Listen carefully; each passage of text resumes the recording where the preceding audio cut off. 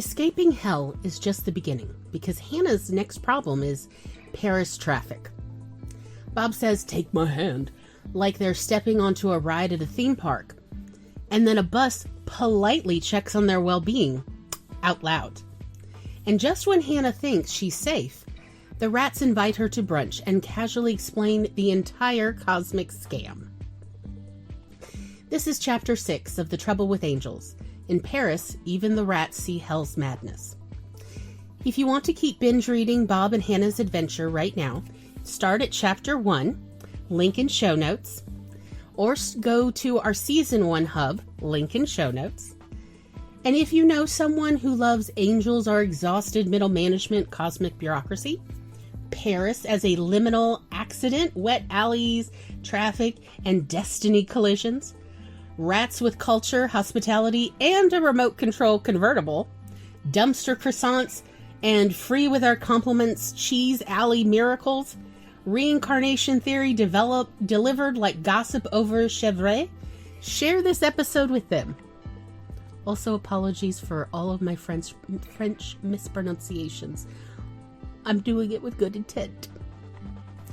Previously, on The Trouble with Angels, Hannah died, got dropped into a spotless, bureaucratic hell, and learned the afterlife runs on theater and paperwork.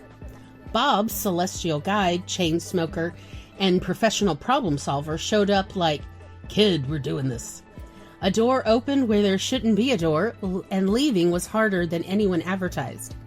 And now, Hannah's out, but the universe is still making eye contact. In Paris, even the rats see hell's madness by Glory Fink. "Please take my hand," Bob said as he offered me his hand. I don't like that. Do I need to look both ways before crossing the street with you as well?" I responded to Bob's outstretched arm. He replied, "Even though we're going back to Earth, there is still a small amount of risk if I lose contact with you during these transitional moments." I nodded and held his enormous hand tightly with both my hands. There's no point in getting lost in the void so soon during my newly escaped afterlife. Even before I stepped into the wet, grubby-looking stone alleyway, my ears and my nose were aware of the change of venue from the hermetically clean hell. Bob took one full step further into the alleyway and then waited for me to acclimate. "Hannah, how are you doing, kid?" The world spun around my head, but Bob helped steady me. Then he gently walked me over to an alley wall.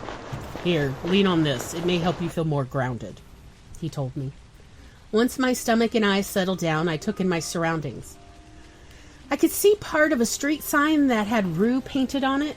It didn't smell like New Orleans, but it smelled way too strong to be Montreal or anywhere else in Quebec. "Bob, where are we?" I asked in anticipation. If I'd had a tail, it would have given me away. Bob turned back to look at me. "Welcome to Paris, Hannah." I'm not about to say I squealed in excitement, but Bob might have heard some traffic noise that he mistook for my glee. I held up my hand denoting I had a question. "Bob, am I alive? And if so, is this my old body or did you make me a new one?" Bob replied, "Does it matter?" To which I responded, "Yes, if I get hit by a car, do I die again?" Bob then said, "Yes, and I'll go retrieve you again from hell. What's the problem?" "I just want to know if I'll be leaving a string of bodies behind me. That would be very awkward." "I'll take care of it. Don't worry about it." "Good enough for me, but am I immune to food poisoning? Because I've heard about the water in Paris." "I can fix minor health issues. Just tell me if you get queasy." Then Bob smiled and gave me a mischievous side eye and said, "It's not just rabbis who can walk between raindrops. I'll hold your arm so you won't get wet. Let's go quickly." And with that, we were walking quickly to cross the boulevard of traffic. Just as we arrived on the next sidewalk, it felt like a boulder sideswiped us. Bob and I were both on the concrete, as was the woman who ran into us. "Oh, I'm so sorry. Are you both all right?" When I looked at the young woman, all I saw were stars and lens flares, which was concerning since it was a rainy, overcast day. Give me a minute. Bob, are you okay, buddy?" "I think so. Did that bus just ask us if we're all right? The young woman laughed. Oh dear, may I help you both get up? She offered me her hands and I stood up. Then she and I both helped Bob get to his feet. Really though, are you both okay? Bob was checking his duster and gave me a thumbs up. We're okay. Sorry about not seeing you, miss. It's probably my fault. I was distracted thinking about my adventure, and I must not have been looking where I was going. Goodbye. I waved as the young woman jogged off into a rainbow. When I looked back to Bob, he had found a bench and was sitting on it as he lit a cigarette. He took a long drag and then remarked, "That was odd. I can't tell you the last time I've literally run into a person because I'm not sure that's ever happened to me before." And then he flattened his lips together and made a sound. Oh, I figured I didn't see her because I was so excited to be in Paris with a celestial being while darting in and out of traffic, I replied. Bob smiled at me and the corners of his eyes crinkled a little bit. It could be that. I don't take just anyone to Paris to meet my good friends, Pierre, Clotilda, and their whole family.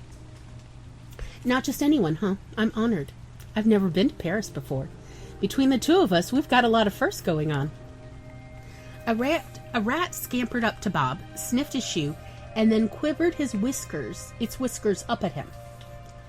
Oh, our guide has arrived. Hannah, may I introduce you to Emile, our emissary? Emile, this is Hannah. She's my friend. Emile sniffed my shoe and then quivered their whiskers at me. Hello, Emile. It's a pleasure to meet you. Bob stubbed out his cigarette and placed the stub into one of his many little pockets in his duster and stood up, so I stood up to follow Emile. Really? No questions about Emile? Nope. Emile gave us a brief tour of his favorite noteworthy spots on our way to the family colony, including a patisserie dumpster that discards its food waste in bakery boxes stacked on tables next to the dumpster for those who might be hungry and in need of sustenance. After trying one, I remarked, "This is the tastiest day-old croissant I think I've ever tried." Emile then said something to Bob, who replied, "No, this is her first time visiting Paris." Emile replied to Bob, who turned to me to tell me, Emile says you cannot leave Paris without sampling his favorite fromagerie, if that's okay with you. I chuckled and shrugged. I'm at a loss for words. Please, by all means, I'd love to see your favorite cheese shop, Emile. Emile shot off, and we jogged to keep up as we followed several blocks until we arrived at a nondescript office attached to an old warehouse. In the alley next to the warehouse was a dumpster, and next to the dumpster was an old rough-hewn table with various boxes, packages, and a beat-up cooler with a sign that read in French, "Free with our compliments, your friends at the cheese shop." People are so kind here. I had no idea, I remarked as I took in the scene. Paris has experienced many famines caused both by nature and humankind. Some people also remember their own personal famines, and they try to help. I opened the cooler and saw a fist-sized paper package and took it out to open it up. It was a quarter-pound size of semi-soft cheese. I broke a small piece off and placed it near Emile, who immediately nibbled it. Then I broke the remaining bit in two and offered both to Bob to pick one. Bob took the smaller piece and thanked me as I munched on what remained. The cheese was creamy but sharp at the same time and had a refreshing finish. Emile instructed Bob, who told me, Emile says to see if there's any goat cheese in there. It's his favorite. Goat is chèvre in French. I rummaged around and found a small package marked chèvre. I opened the paper package and laid it on the ground in front of Emile. His whiskers quivered, and Bob said, "Take a nice bit and try it. Emile wants to know what you think." I pinched off a bit and tasted the goat cheese. Oh, it's tart and herbaceous, and it almost dances in my mouth. I had no idea goat cheese could taste so lovely. We waited a moment for Emile, but by the time the taste of the cheese no longer lingered in my mouth, he was licking the paper. Bob gathered our papers the cheeses had been in, he balled it up, and then peered into the dumpster and placed the wadded-up paper ball into a trash bag, and then retied it shut. Emile walked over to the head of the alley and waited for us. Bob extended his arm to me and said, "Now that we've had a lovely repast, are you ready to meet Emil's family deep within the sewers of Paris, Hannah?" I took Bob's arm and replied, "I'm here for all the adventures." Emil and Bob took me to the rat colony through one of the nicer routes that allows walking into the sewers, but once we were in the passageways properly, we took several shortcuts and sideways, since the colony's existence is in a choice place, not just in space, but also in time, in a bricked up and forgotten part of the sewers in the distant future to what I'm familiar with. This affords the family their safety and privacy, as they just use wormholes and threadbare parts of time and space to navigate to anywhere they need to go. After our final shortcut, Emil scampered ahead to announce us, and then returned with a small conclave of juvenile rats who were making a bit of a ruckus. Bob laughed and said, "Hello, friends." Then Bob looked to me and told me, "Watch your steps, since some of the younger ones get a bit excited and forget to avoid the places we're stepping. We'll sit and pet those who would like a closer look at us once we're in the hearth of the colony." When we arrived in the hearth area, Bob pointed at some bedding for me to sit down on, and he sat nearby. Before I had even blinked more than a few times, I had several adorable rats sniff me and then start to climb into my lap, so I petted them gently. Then a pink-painted remote control convertible carrying a rat wearing a purple velvet jacket with white lace ruffles around the cuffs, neckline, and down the front drove up to Bob and then me, while it said softly, "Welcome, friends. Hello, Bob. It's so good to see you. Hello, Bob's friend. We are honored to welcome you to our home. Please be here with us in safety and good health. My name is Pierre, and this is some of my family." I looked up from petting a particularly cuddly rat to say, "Hello, Mr. Pierre. You have a lovely home and such sweet family. Thank you for sending Emil to us. I got to see so much of Paris. It was lovely." Bob said to Pierre, "Pierre, this is my friend Hannah. That's a great vehicle you got there. Are you driving it?" Pierre looked back into the shadows and pointed with one of his paws. "No, Clotilde is driving it. It is her newest toy. Make me spin, mon petit chou." All the rats watched Pierre spin and do a few wheelies as he laughed and squealed. Then Clotilde walked out of the shadows with her car remote control in hand and waved a little at us, but kept her distance and sat on the nearest pile of bedding to the shadows she had been hidden by when we arrived. Bob and I waved back. Then Pierre said to Bob, "Are you here for more of your special duct tape, my friend?" Bob said, "Yes, if you have any. Shall we have a showing of our newfound treasures for sharing and trading?" Pierre's whiskers and tail quivered, and there was a murmuring among the rats in the area. "Family, let us show Bob and Hannah our treasures available for sharing." Immediately, many rats disappeared, and I started to hear all kinds of scraping and dragging sounds, and Bob started rifling and rummaging through his pockets to pull out shiny bits and baubles. For Clotilde, I have a small spool of late Victorian-era machine-made lace, a partial bobbin of gold thread, and this little booklet of paper dolls visiting Melbourne, Australia.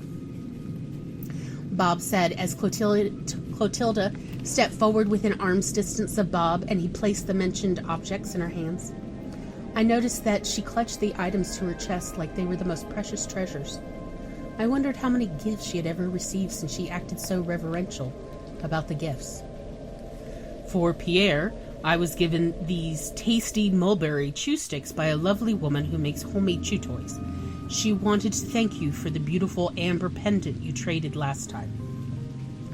Bob placed a clutch of chew sticks in Pierre's passenger seat. Pierre immediately sniffed one and started nibbling on it. "Please give her my compliments, Bob. These are excellent," Pierre said. Bob grinned ear to ear, then pulled out a small handful of stones. This stone I noticed while walking on a beach in ancient Maui. Bob placed the time-smoothed rock on the ground for the rat pups to examine. This rock I saw while mending a worn spot around Western Australia. This lovely piece of purple sea glass I thought of Dottie and her collection. I remember how some of you are partial to shiny bits, so I picked up a few pieces of pyrite for the family. And this koozie, one or two of the younglings might want to fashion into bedding or something. Whiskers twitched, and I could hear several rats gnashing their teeth in happy excitement. Then a few rats carefully rolled some duct tape into the spot near Pierre and his RC convertible. A small troop of rats, each with a pencil gently clutched in their mouths, walked in and placed the pencils near Bob. "Here are the supplies you asked for, Bob. Let us listen to some beautiful music while we relax, friends," Pierre said, which prompted a pale rat to start playing a tiny concertina, while various rats started milling around. I assume they were socializing in their own way. Pierre pointed at me, so Clotilda drove his car closer to me and Bob, and he said, "Hannah, have you known Bob long? Tell me how you two met." "Oh, I don't think it's been that long. I met Bob before I died, and then he fetched me from hell." A few rats took notice and moved closer to us to sit down. "Ah, so you have been to hell. It is amazing, no?" Pierre commented. "It's not what I expected, that's for sure." Pierre nodded and then said, "Some of us are very much enjoying attending the shows there. It is pure art. We just wish they performed more musicals." I leaned back against the wall and scratched my head as I considered this, and then responded, "Oh wow, I guess it is art now that you mention it." "So, have you figured out the madness of hell yet?" Pierre gave me a very long, pointed look. "Is it more insane than what I saw, Bob? Are they hiding the true madness from us mere theater techs?" I looked at Bob. Bob gestured a shrug with both hands up and said, "You heard about some of it when I was speaking with Lucifer. Did you hear me ask Lucy about how many souls have ascended?" I tilted my head and recalled, "Yes, I remember. And the rebranding, because calling it hell depresses people and makes them feel like they failed at life." "Bob, please start at the beginning for her. It is very amusing, dear." Bob chagrined and said, "About 100,000 years ago, no soul on Earth had developed enough to ascend. After the debacle with Gabriel's purple ponies, Lucifer grew concerned that God might decide to wipe out life on Earth, and no one was sure how Gabriel would handle it. Lucifer proposed that souls need a place to reflect and regroup after a lifetime before they are born anew. So God tasked Lucifer with enlightening souls, and thus was born hell. Because you can't take away souls' free will while they're alive, but you can make them do theater when they're dead, apparently. The madness is that Lucy does their job correctly, but they don't realize it. Did they tell you that you can leave hell or your afterlife whenever you choose to?" I shook my head and replied, "I don't think we'd gotten to that part yet. I hadn't even gotten to the bit where you get to see your family and anyone else you want to." Bob continued, "Lucy doesn't keep track when people leave hell. Souls leave when they work through their problems, but no one ascends because once they are enlightened, they can't bear to leave anyone else behind. So they return to Earth through reincarnation to help more souls reach enlightenment. I tried to explain this to Lucy after about the first 10,000 years, but Lucy sees it differently because they can't grasp why any soul wouldn't want to immediately ascend, and didn't believe me when I said that once they become enlightened, they'll stay to help more and more souls until all the souls as a group are ready to ascend. Earth souls are far more group-oriented than most angels comprehend. So Lucy and their fellow angels keep updating with further theatrical techniques instead of realizing they're doing their jobs well and everything is working exactly as intended." My mind reeled as I considered the implications of the madness of hell. "Are you saying that the angels are failing upwards and don't even realize they're succeeding at their task? And that the reason hell is full of souls is because they're on a perpetual life, death, reflection, enlightenment, and then choosing to be reborn into a new life to do it all over again?" "Yes!" But Bob and Pierre said it at once, while Clotilda emphatically nodded. Some of the other rats might have also squeaked in unison, but I'm not ready to admit to being roasted that hard by rats I just met. "Oh, that is madness," I responded softly, and Pierre responded, "Oui, oui." Then a thought occurred to me. Wait, is this my first life, or else why don't I remember doing this cycle? Bob explained to me, "You don't remember your past lives because you hadn't gotten to that part of orientation where they remove the spiritual veil.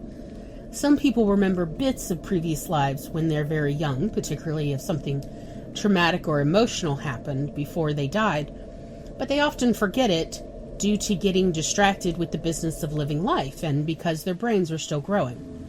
Sometimes they remember bits of past lives or past loved ones in dreams or daydreams because electrons carry small amounts of memories, and if a random electron passes through a brain synapse at the right moment, it's like a snippet of a GIF playing in your head.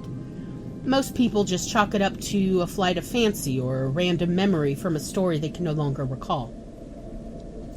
My brain felt full of stuffing, but I persisted on for a moment. "Does that mean when you meet a new person, but you almost instantly feel like you've been friends your whole life, it's because maybe you have, but in a different life?" "Why not? Perhaps there are no true strangers left in the world." "I like that," I said, and then I think my brain rebooted from all that info dump because when I woke up, I smelled freshly brewed coffee. When I opened my eyes, Clotilda was offering me a cappuccino and a little pastry. It looked like most of all the rats had already eaten their snacks and were tidying up the living area. "Thank you so much. Y'all's hospitality has been divine," I said in between sips and nibbles. Clotilda gave me a big smile and sat down. I imagined she was the one who made the cappuccino for me. Bob said to me, "Let me know when you're ready to go. I need to go patch up a tear and a supernova for our next stop, and you'll get to meet my nanos." Next time on The Trouble with Angels, Bob casually announces that he has to patch a tear in a supernova like it's a loose button on a cardigan. Hannah gets her next orientation update, and it's delivered by beings Bob calls his nanos. And somewhere in the cosmic paperwork, a form gets stamped that absolutely should not be stamped. You've been listening to The Trouble with Angels by Glory Fink. If you're feeling overwhelmed or unsafe, I'm really glad you made it to the end of this episode. Please reach out for support right now, even if all you can do is take the next small step. If you're in the US or Canada, you can call or text 988 for the Suicide and Crisis Lifeline. In the UK and ROI, Samaritans are available at 116-123. In Australia, Lifeline is 13-1114. If you're in immediate danger, please call your local emergency number. And if you want to help this story keep finding its people, you can tap the heart button because engagement is magic. Leave a comment. Pierre will absolutely read it and like it's sacred literature, and Clotilda will consider whether it deserves a tiny lace bookmark. You can toss a coin in the coffee fund. Divine contributions always welcome. On Ko-fi, Venmo, Cash App, links to show notes. Be sure to check out The Trouble with Angels at Glorious Magazine at gloryfink.substack.com, link in show notes, and Coffee Bunny Crafters Cafe, link in show notes. And you can find me, Glory Fink, as @GloryWritesTheBlues on social media. Blue Sky, Instagram, YouTube, Twitch, Facebook, TikTok, and Threads. All right. Thank you for listening. I'll see you in Chapter 7. Goodbye.